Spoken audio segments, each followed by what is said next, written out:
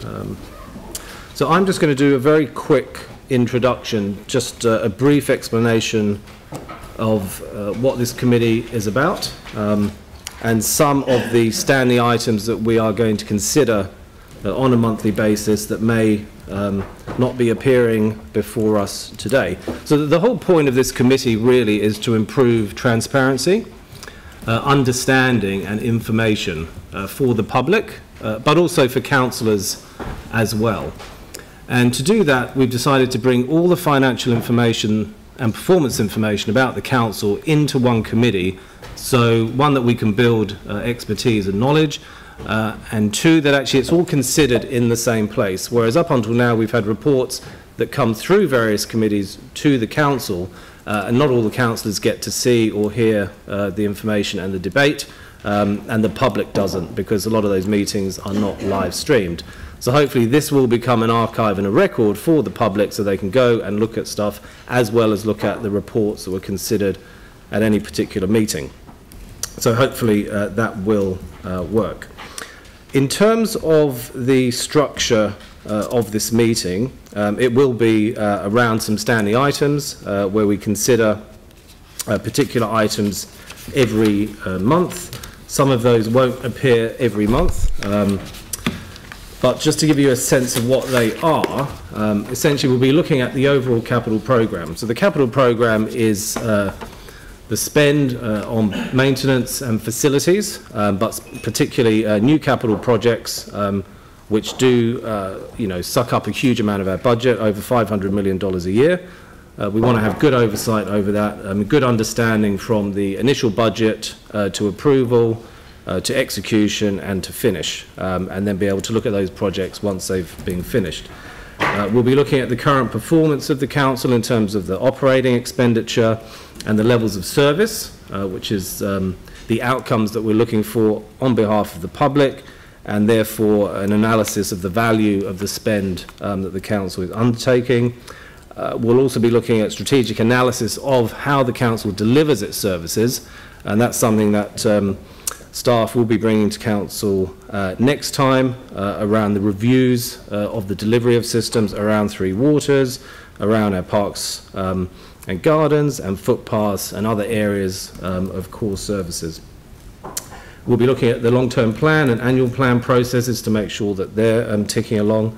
We'll have regular finance reports around treasury, which is how we manage our borrowing and investments, how we manage our debts, and other receivables. Every month we will have what we call closeout reports. These have been coming to the Finance Committee over the last 6 months, looking at how projects have ended up, examining their budget, examining what went wrong, examining the use of contingencies, and how the projects finished up, and what learnings came out of those projects. We'll have regular contract approvals, which really is just, approvals for stuff we're spending money on, which have not already been pre-approved or delegated. We will have regular reporting from our CCOs, which are our council-controlled organisations, such as Christchurch NZ, our CCTOs, which are our trading organisations, which are mostly supervised through CCHL. We have regular reports on their performance, but also their statements of intent and letters of expectation. We will also look at Crown matters such as the cost share agreement, global settlement, and some of the major projects that we're engaged in with the Crown. Insurance matters, we're really trying to improve the transparency and understanding of how we do our insurance and what is insured, and there's some papers on the agenda today that we'll look at. And also try to improve the information that we provide to the public. So we're working on a new web page to go on the council page, where we will upload reports from each meeting, the closeout reports, so that will become an archive for the public to go back and look at. So that's generally how we're going to structure the meeting. In terms of today and what's not on the agenda around those items, in terms of the long-term plan and annual plan, the Audit and Risk Committee met last week on the 1st of February to review the draft annual plan processes and sign off the checklist. That has been completed. The draft annual plan is coming to council next Tuesday for approval to go out for consultation. So that process is well underway and under control. In terms of closeout reports, we don't have any closeout reports for this meeting, but we will be providing a list to staff for ongoing meetings at the end of the day.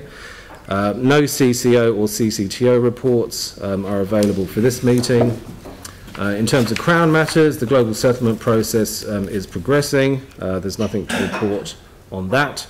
And in terms of the information, the website is underway. And hopefully that will be with us within the next week, we hope. Can you get Katie? Yes, okay, Yes. excellent. Okay, so that's where we are in terms of the committee. We have, and it's also, I mean, the goal of this, it is a work in progress, and it's something that we do hope to improve as we go along. So all feedback will be gladly received from any quarter, so don't be shy in sending that to me.